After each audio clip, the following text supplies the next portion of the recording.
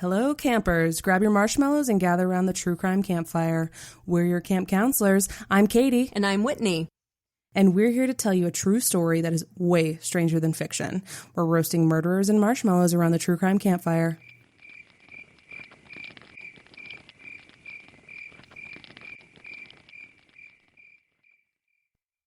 A wise man once said, "A boy's best friend is his mother." Oh, wait. That was actually Norman Bates, wasn't it? Sorry. But a mother's love is one of the most powerful forces on earth.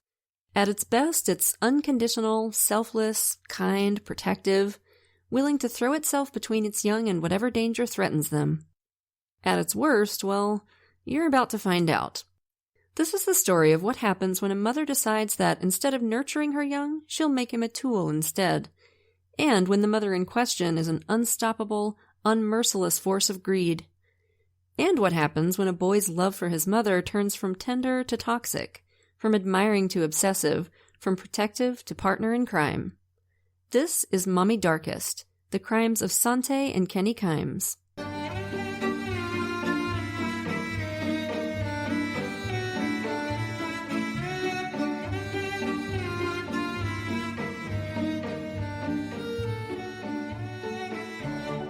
So, campers, we're on the Shishi Upper East Side of Manhattan, New York, New York, July 5th, 1998.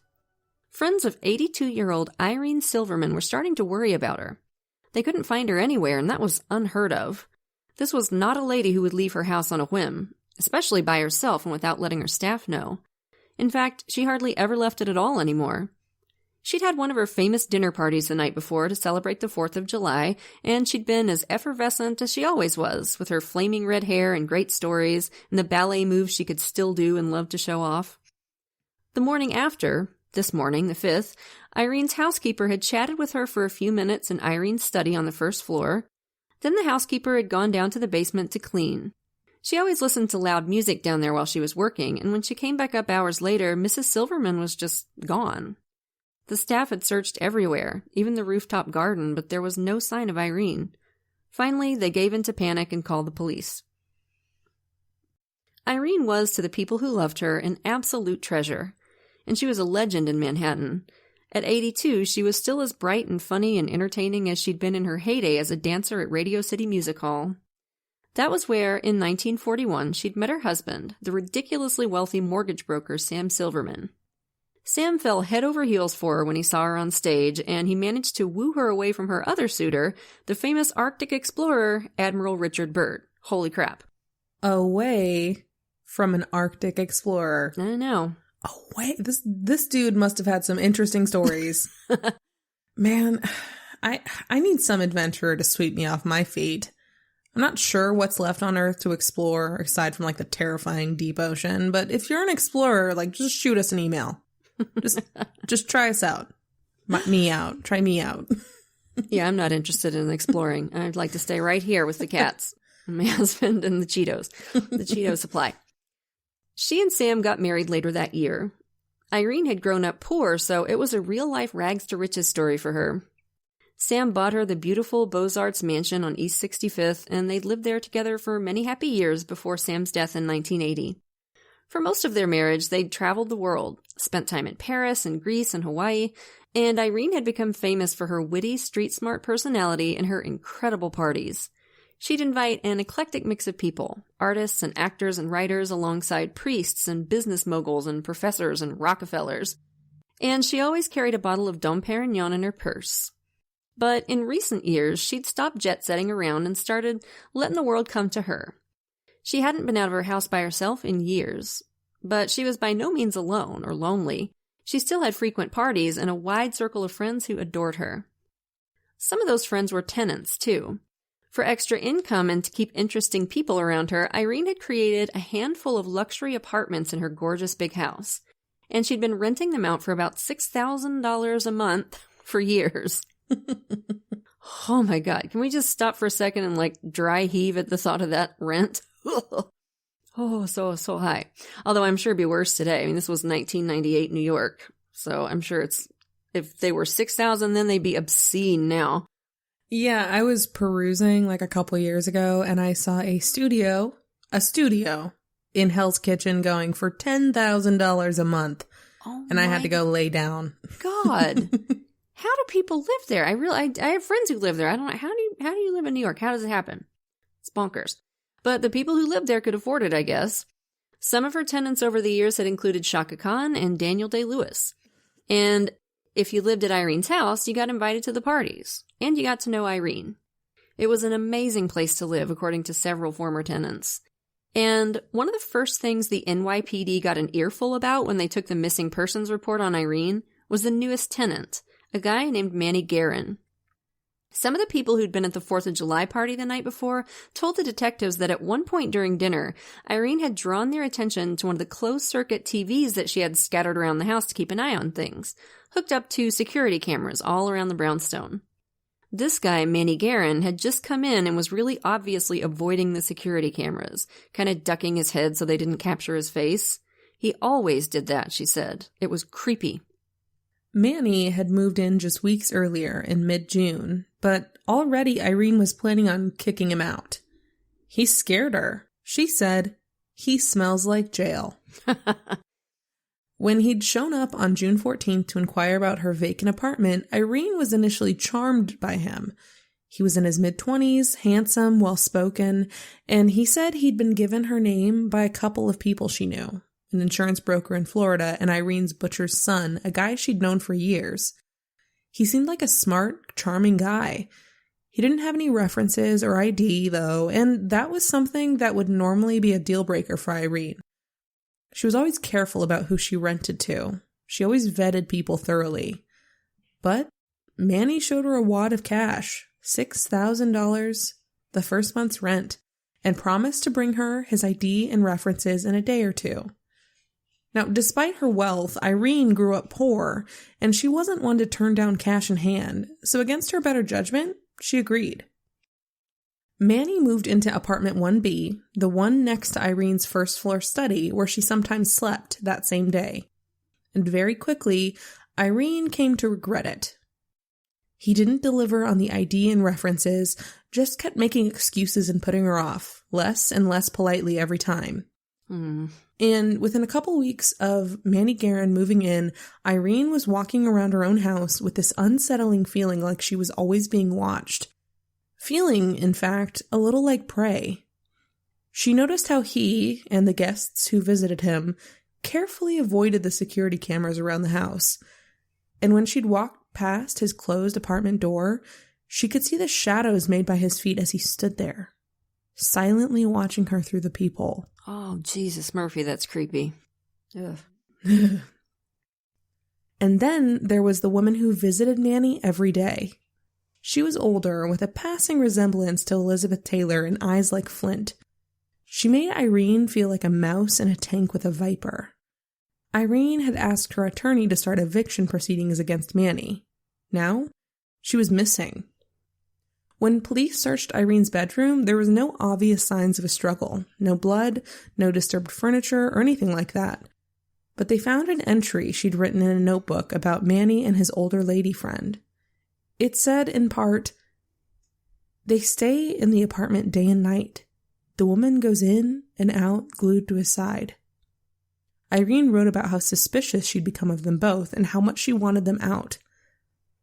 The investigators were immediately suspicious of Manny Guerin, who coincidentally was nowhere to be found either. In this case, there was none of the usual, she's an adult, she can disappear if she wants. The people in Irene's life were able to convince them that very first day that Irene was in danger. They knew they were most likely dealing with a murder. In the apartment Guerin had occupied, police found heavy-duty trash bags. It felt like an ominous sign. With help from Irene's household staff, the police quickly drew up a sketch of Manny Guerin and circulated it around. It's a dead-on sketch, by the way, one of the best I've ever seen. Yeah. And soon, they got a startling phone call from another precinct. Documents, a passport, checks, and credit cards belonging to Irene Silverman had been found in the personal effects of a pair of fugitives they'd just arrested. They were wanted in Utah for buying a Lincoln Town car with a bad check. The fugitives were 63-year-old Sante and her 23-year-old son, Kenny. and Kenny Kimes was a dead ringer for the sketch of Manny Guerin. Sante and Kenny had been staying at the Plaza Hotel when they were apprehended, and when the police confiscated the luggage they'd checked in with, they found a document that made their blood run cold. A deed to Irene Silverman's house, with forged signatures. All it needed was to be notarized, and Sante and Kenny Kimes would have been the new legal owners. They also found power of attorney paperwork with Irene's forged signature. Now, when you combine this with the other stuff they found in the luggage, including zip ties, a vial of a sedative 10 times stronger than Valium, syringes, a box for a stun gun, some live rounds of .22 ammunition, a Glock handgun, and a red wig, things looked pretty damn dark for Irene. Had Kenny and Sante Kimes murdered her to try and steal her $7 million home? And if they had, where'd they put her body? Now, according to Sante, Irene was a beloved friend of hers, and she had no idea where the old dear could be. Maybe she's out walking her dogs, she told one detective. Yeah, sure. This was, of course, something a real friend of Irene's would never say in a million years. Irene was 82 years old, and she hardly ever set foot outside her house. She didn't walk her dogs, her household staff did. She also tried to claim that the bag with Irene's credit cards and passport and whatnot in it wasn't hers. Well, it's in your car, Sante. And she's like, oh, that's not mine. Yeah, smooth, sugar. I'm sure they're going to buy that hook, line, and sinker. Didn't anyone tell her that possession is 9/10 of the law? So, as Sante and Kenny sat in jail, the NYPD formed the Silver Task Force, determined to find out exactly what had happened to Irene. And as the investigation unfolded, detectives would discover that the Kimes' story went far deeper than Irene Silverman's disappearance. It was a decades-long cross-country saga of fraud, arson, family dysfunction, slavery, and murder. Sante had a rap sheet dating back to 1961, and for much of it, her boy Kenny had been right at her side. Mommy's little helper. And soon after taking Norma and Norman Bates into custody, the Silver Task Force found out that the LAPD had been looking for these two for months, about a case eerily similar to Irene Silverman's. Yet another real estate scam involving a man who was first missing, then discovered in a dumpster with a bullet in his neck. Wrapped, as it happens, in the same kind of heavy-duty trash bags the NYPD had found in Manny Guerin's apartment. An eyewitness had told the LA cops that Kenny Kimes was the shooter. They'd been looking for him and Mommy Dearest ever since. Not only that, Sante and Kenny were also persons of interest in the disappearances of two other men. But we'll get into all that later. For now, let's put a pin in this and get some background on our dynamic duo. Sante spent her early childhood in 1930s Oklahoma. Her dad, Promise Singers, was an Indian immigrant, and her mom, Mary, was white. They met in Illinois at a traveling fair where Prama was performing a magic show. A small-town girl meeting a traveling magician and giving birth to a demon like Sante Kimes is like the hook to a D&D adventure. It really is. Mary's dad was a Presbyterian minister, and he was not happy about his daughter marrying an Indian man. So after they married, Sante's parents moved to Oklahoma to start their life together. Prama worked a series of different jobs: stage magician, herb doctor, and farmer. They had 4 kids in quick succession, with Sante the second to last. Sante was a gorgeous kid with gobs of natural charisma, which is just great because, of course, it's one of the natural gifts that enabled her to fuck over almost every person who had the misfortune of getting close to her for the rest of her life.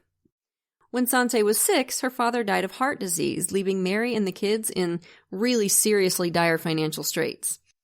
Mary did laundry for neighbors to bring in money, but it wasn't nearly enough. A lot of the time, Sante and the rest of her family didn't know where their next meal was coming from. And Sante's attitude did not help. Sante's sister told the A&E show Biography that some of the earliest memories are of Sante's wide smile looming over her as she burned her with lit matches. Yeesh. Sante was a sadistic kid. She loved hurting anyone and anything she could hurt, including her siblings, her mother, and whatever animal she could get her hands on. Oh, no. Huh. Fire and cruelty to animals. Looks like we have 2 of the 3 McDonald triad criteria here, don't we, campers? Yeah, that ain't good. Nope. But to many outside her family, her immediate family anyway, Sante was a delightful kid. One afternoon, she wandered into a local diner and sweet-talked the owners so well that they gave her a free meal. Soon, she was coming in every day. The owners of the diner totally fell in love with Sante, who, in addition to being pretty and charming, had a lightning-quick intellect. They knew what a sad situation her family was in financially, and they wanted better for their new little friend. So when Sante was 12, they convinced her mother to give her up for adoption. They found a couple in Nevada who desperately wanted to adopt a little girl, and it all fell into place surprisingly quickly. Her mom didn't need a ton of convincing. I mean, for one thing, Mary knew she was struggling to support her 4 kids. But also, for all her charm outside the family home, Sante was a flaming bag of hot buttered hell to deal with in private. According to her sister, she had horrendous rages, 3 or 4 times a day. Oh, God. Anything could set her off, but her main trigger was being told, no, you can't have that. When Sante didn't get something she wanted, there were 6 kinds of holy hell to pay. Her sister told Biography that the day Sante left to go to her new family in Nevada, she and her mother danced around their apartment from sheer relief. Wow. Later, Sante would tell all kinds of stories about her childhood. That she came from royalty. That her mother had been a sex worker and turned her out as one too. I mean, we have no way of knowing if that's true, but based on the little we know about her mom, I sort of doubt it. And based on the fact that Sante lies every time she opens her mouth as well. Yeah, exactly. Based on what we know about Sante especially. Yeah, and later on, her mom actually came to bitterly regret giving her up for adoption. She really missed her, and she actually went to Nevada to try to get her back, and Sante refused to go, and it was a whole big mess. Yeah. So it's not like she didn't love her. No, of course she loved her. It's just, she had 4 mouths to feed, and she wanted to give her kid a better chance. And the kid was flipping out 3 or 4 times a day because her mom said, no, you can't have more salt on your mashed potatoes or whatever. So overnight, Sante went from being essentially a street kid to having the ideal middle-class childhood. With her new adoptive parents, she had her own bedroom, pretty clothes, horseback riding lessons, everything. And she reveled in it, as anybody would in her place. By the time Sante graduated high school, she'd resolved, just like Scarlett O'Hara, to never be poor again. The acquisition of wealth became the driving force in her life, and she pursued it with single-minded passion that left little room for anything else. Sante's first move toward this goal was to marry Ed Walker in 1957. Ed was studying to be an architect, but Sante quickly talked him into quitting that and becoming a real estate developer instead. Yeah, who gives a shit about Ed's dream job, right? Sante wants to buy pretty cars and fur coats. Sante wants a real estate empire. And Ed was pretty successful at his new gig building houses. He and Sante had a son, Kent, and all went well for a while. But pretty successful was never going to be enough for Sante. And before long, she started to get bored. Yeah, her son Kent Walker, who wrote the book Son of a Grifter about growing up with Sante, says his mom was always bored, always restless, never satisfied with what she had. And when Sante got bored, she'd start stealing. She stole anything and everything, jewelry, clothes, luxury stuff she could easily afford to buy. But buying it just wasn't as much fun as stealing it. According to Kent, she'd also steal cars sometimes by simply asking for a test drive and then never bringing them back. She got arrested quite a bit, but as these people always seem to do, she always managed to talk her way out of it. She never faced any real consequences. And that is bad news, campers. We've talked about this before. When you let somebody like Sante, somebody with that personality profile, get away with stuff again and again and again, all it's going to do is fuel that narcissism and that sense of invincibility. And if you add that to Sante's overactive sense of entitlement, you have got a recipe for all kinds of shenanigans. None of them good. Kent says Sante used to give him hours-long lectures about the importance of marrying rich, too, when he was 7 years old. So he's at his mother's knee, and she's telling him, marry a rich girl, marry a rich girl. You don't want to be poor. So, in addition to the frequent stealing, Sante also started having affairs with some of Ed's business associates. The richest ones, of course. Kent remembers one instance where Ed came home and caught Sante red-handed stupping one of these dudes. But Ed adored Sante, and he did not seem to know how to stand up for himself. So through it all, he stayed. Again, no consequences for Sante. Then the arsons started. Several, over the course of 5 years. Always homes Ed had built, always mysterious and suspicious fires that couldn't quite be proven as arson, and always with nice fat insurance payouts to keep Sante in Chanel. According to Kent, Ed managed to delude himself about the first couple of fires, but eventually he figured it out, that his wife had to be behind it. And it broke his heart, but again, he just couldn't bear to leave her. And of course, for someone like Sante, unconditional love and acceptance like that is both baffling and contemptible. She had no respect for Ed. Later, she told a friend she'd never really seen him as a lover, more like a brother. Yikes. Ouch. Eventually, she dumped him, took Kent, and moved to Palm Springs. She got a boob job and started wearing big bouffant black wigs to enhance her dubious resemblance to Liz Taylor, and in 1971, she set out to find herself a rich husband. So I think we need to stop for a second and talk about how much this bish reminds me of Dante Sartorius. Is this not bananas? It's Dante crazy. and Sante. How is this possible? It doesn't seem like it should be possible, and yet it is. Dante and Sante. Two bad bitches, both on the prowl for rich and easily manipulated husbands, with names that flip and rhyme. Like, I cannot. I can't tell you what to do. Again, I'm not your mom, but just don't name your kids with, I guess Dante wasn't named. She named herself. Named herself. Yeah. Damn it. Don't get together with an auntie. Don't get to, yeah. Yeah, that's the angle. If you're with an auntie that's also a lady, don't do it. Yeah. Male aunties are probably that's fine. Yeah, a male Dante would probably be fine, but the females are apparently bad news. Yikes. It's like one of those bad names like Bundy, it's just steer clear. All the Bundys are bad. Okay. Enter Kenneth Kimes, a self-made multimillionaire and construction/motel tycoon. Ooh, she got herself a tycoon, y'all. She found an article about him in Millionaire magazine, which is a thing that exists in the world. Yeah, Whitney, it's like Bumble for horrible demon gold diggers. Bumble for greed goblins.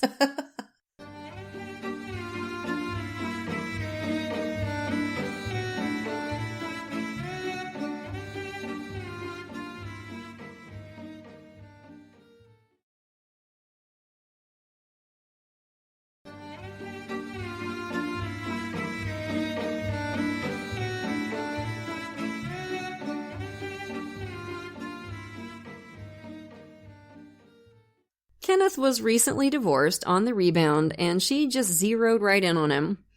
And of course, he fell hard and fast for Sante, and she fell hard and fast for his bank account. Kenneth was totally enthralled to his new squeeze. She was 12 years younger than he was. He thought she was the most gorgeous thing he'd ever seen, and she made life interesting. It was party, party, party all the time, including parties that they hadn't been invited to. Sante was a serial crasher. One time, she sweet-talked her way past the secret flippin' service so she and Kenneth could crash a party for then-Vice President Gerald Ford. And they, went in and, talked to him and had a picture taken with him and everything before finally the Secret Service figured out they weren't supposed to be there and kicked him out. And they actually had to get, investigated by the FBI and everything. Who I'm sure were baffled when they finally just figured out, nah, they just did it for funsies. They weren't trying to, steal state secrets or anything. They're just idiots.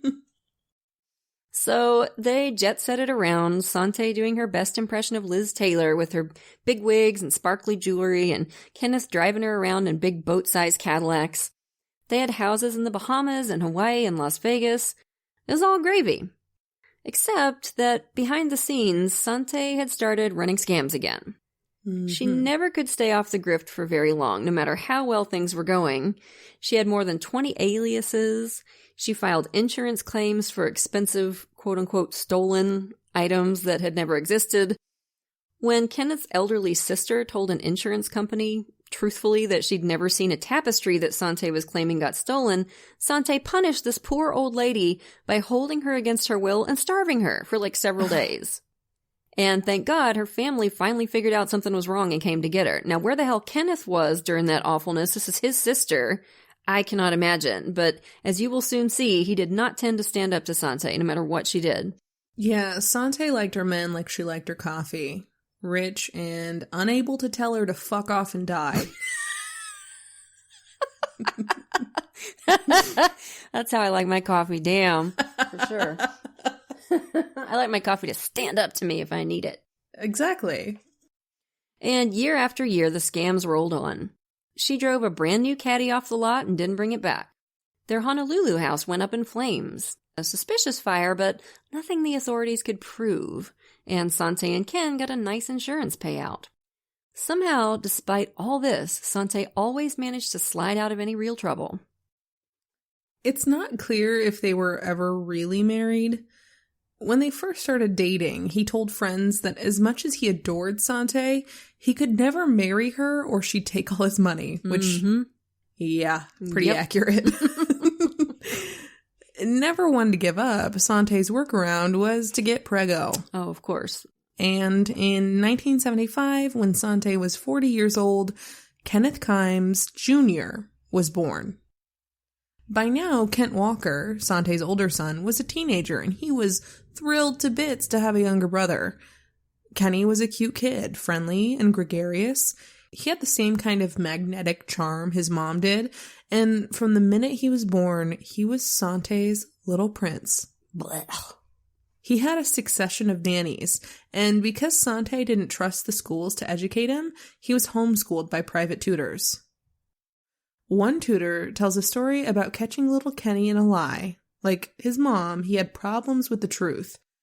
To try and teach him a lesson, she told him the story about the boy who cried wolf. Afterward, Kenny was all excited to tell his mom and dad the story. Sante sat and listened, stone-faced, and after Kenny finished, she took the tutor by the arm, led her into a back bedroom, and threw her down on the bed. Whoa. She said, "Don't you ever talk morals to my son again. There's a time to lie and a time to tell the truth, and I will be the one who teaches him that." Holy shit. That's bonkers. Sante micromanaged every aspect of Kenny's life. She bragged to friends about his alleged genius IQ and told them she didn't want him mixing with the other, possibly less brainy kids. What few friends she did allow, she chose for him. Kenny was desperate to play with other kids in the neighborhood, but he spent most of his time alone or with the adults around him. Kenneth thought his kid should be in school, making friends, getting involved in extracurricular stuff. But as usual, Sante got her way, and Kenneth was too much of a wuss to argue with her. Ugh, God, I hate Kenneth. I mean, obviously Sante is the flippin' devil in a Liz Taylor wig, but Kenneth is just such a putz. Oh, I hate him.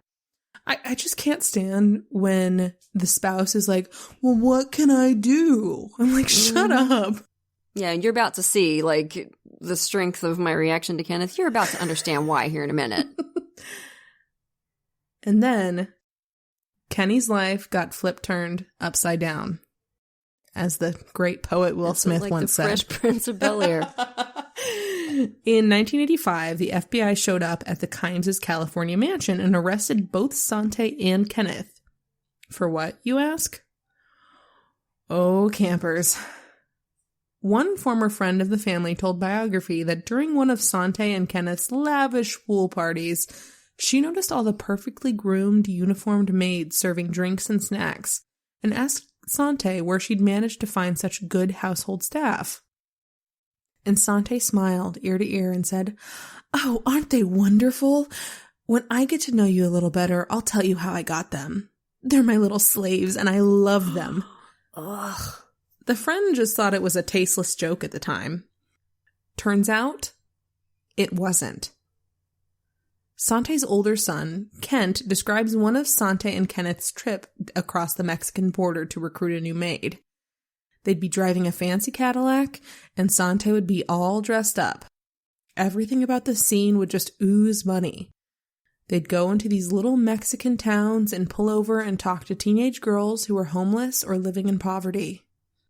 "Come back to the U.S. with us. We'll give you a great job. It's a lot of money and freedom, and not a lot of work. Trust us. It's a great opportunity for you.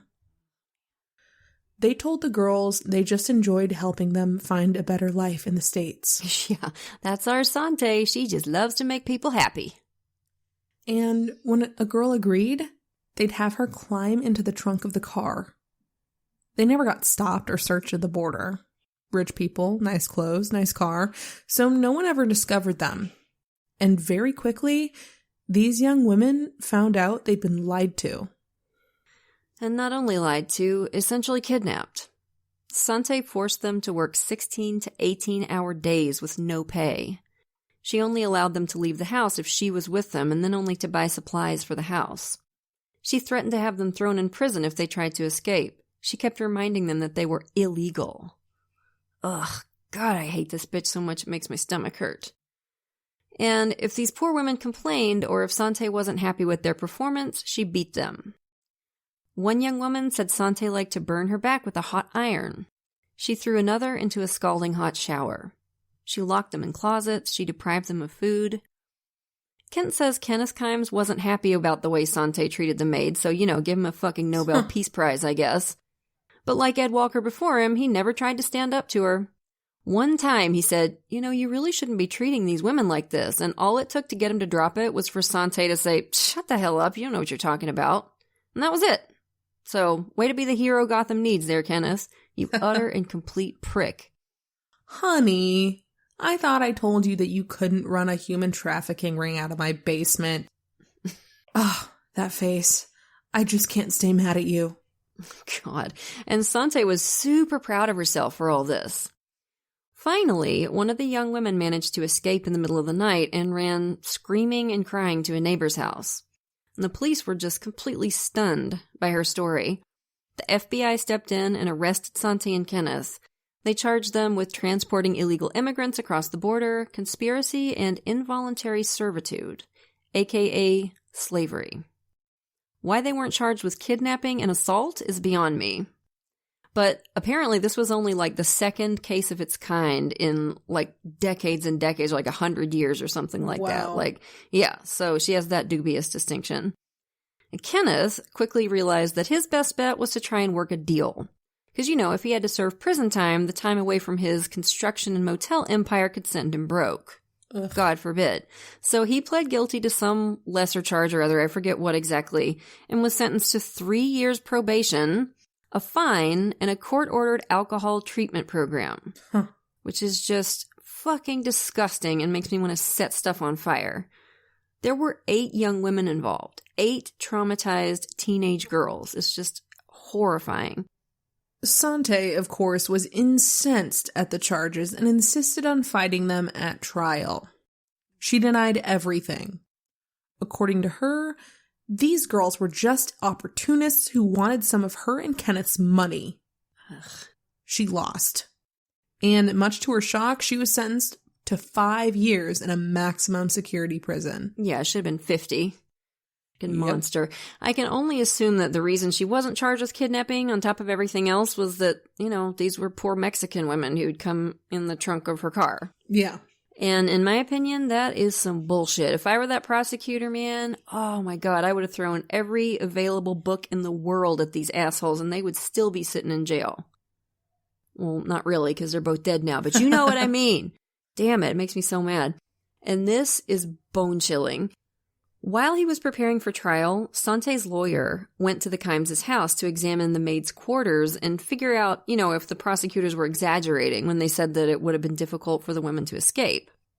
He found the maid's rooms down a long, kind of dimly lit hallway, and as he was looking around, it suddenly hit him.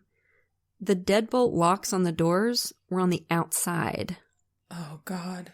He told Vanity Fair these were little prison cells. And suddenly, I turned around and Sante was 14 inches behind me. And Sante had a really intense appearance. Her eyes could suddenly go black, like a shark's. And I looked at her, and in that moment, I could see that she could tell I knew. He later said he thought, she's going to kill me. It's just, it's so creepy. It's like a horror movie. Mm-hmm. God, those poor girls. Sante served 3 years of her 5-year sentence. And by all whoop-de-shit. accounts, I know, fuck off. Breathing. We're breathing, campers. It's fine. I'm so mad about this. I'm so mad about this. I can't even. I'm madder about this than about anything else in the story. Yeah, it's disgusting. There was a huge miscarriage of justice.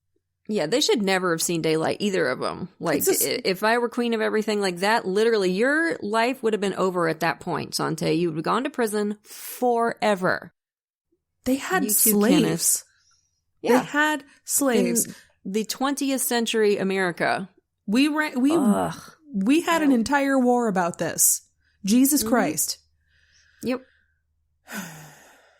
Well, so she served 3 of the 5 years, which just stick her in there. Just stick her in there Horrifying. for the full 5 years. And, you know, those 3 years were the best of little Kenny's life. Yep. His dad immediately put him in school, and suddenly he had friends and activities like a normal kid. He had birthday parties and pool parties with actual people his own age. Kenneth Sr. sold a couple of his motels and cut back on his time at work so he could hang out with Kenny more. Maybe he was trying to make up for some of his past sins, like being such a massive wuss and letting Sante run every second of their poor kid's life. Mm-hmm. He encouraged the neighborhood kids to come and hang out with Kenny around the pool he'd built for him. The kids loved him. When 14-year-old Kenny found out that his mom was being released from prison 2 years early, he flipped his shit. He knew his life was going to shrink back to what it was like before, the minute she got back home, and he was pissed. According to one source, when Sante came home, Kenny was so upset he actually hit her.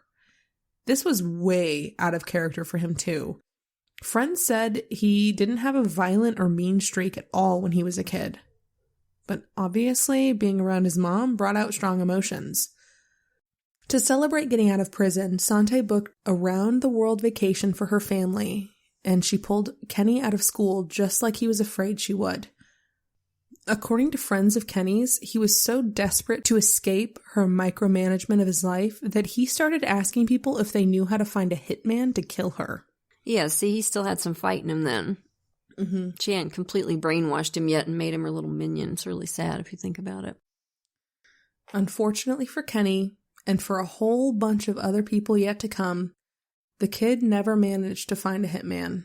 Dang. And as years passed, Sante cemented her stranglehold on Kenny's life and his psyche. I think Jeff the hitman might have taken this one for free. I know, where the hell were you, Jeff? Come on, No, you dude. listen. Like, take on the ones where the person really has it coming. Come on. In 1990, some of the young women Sante had held captive filed a $35 million civil lawsuit against Sante and Kenneth, which good for them. Hell yes. That's probably the worst thing that could happen to Sante anyway, taking some of her precious money. Mm-hmm. Oh yeah, she'd hate that worse than prison. They ended up settling, and I'm not sure how much for, but I'm glad they got something, and I hope it was a lot. Anyway, before this eventual settlement, Sante hired an attorney named Doug Crawford to help her fight the lawsuit. He said she was incredibly charming, but there was a definite edge to her too. Like, she'd send him cards calling herself his biggest fan club, but she also made sure he knew that if she wasn't happy with his performance, she'd sue him for malpractice. Oh, that's nice. You know, you gotta get a little hot and cold, let him know what's up. Sante was obsessed with beating the lawsuit, and at one point she started spinning this ridiculous yarn that the former maid's attorney was with the Hawaiian mob, and he'd helped these young women make up the allegations against Sante just to get a hold of her money. Oh boy. They were all in danger, she insisted. It was absurd. And then, in the fall of 1990, Doug Crawford's law office got firebombed. Oh my God. Yeah. Take a moment to deal with that. We know. Firebombed. In the morning after it happened, Sante called Doug and said, "Oh, honey, I knew they were going to get you." Uh-huh. So it's almost as if this firebombing has added verisimilitude to her ridiculous claims about her opponent's lawyer and the Hawaiian mafia. How interesting. How convenient. Needless to say, there was never a shred of evidence to connect this attorney or Sante's former maids or anybody in the Hawaiian mob, for God's sake, to the firebombing.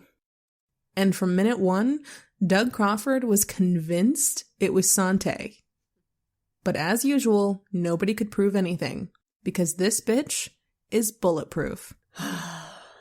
But even a bulletproof bitch has to screw up sometime, and Sante's luck was about to start running out. But not before she left a lot more shrapnel in her wake. So I'm afraid we're going to have to hurt you a little bit this week, campers, as you may have figured out from the timestamp. I can just hear y'all thinking, wow, this is a long episode. Wait a minute, they're never going to make it. Oh no, not a two-parter. Yeah, it's a two-parter, my ducklings. So we're going to leave it there for part 1, but never fear. Next week, shit is about to get so much weirder you have no idea. There's just no way we can fit all of Sante and Kenny into one episode. So hang tight and let the anticipation build, because this is a wild one, and we're going to have the second half for you next week. But for now, lock your doors, light your lights, and stay safe until we get together again around the True Crime Campfire. And as always, we want to send a shout out to a few of our newest patrons. Thank you so much to Ken, Chris, Donna, and Callie. We appreciate you to the moon and back. And if you're not yet a patron, you are so missing out.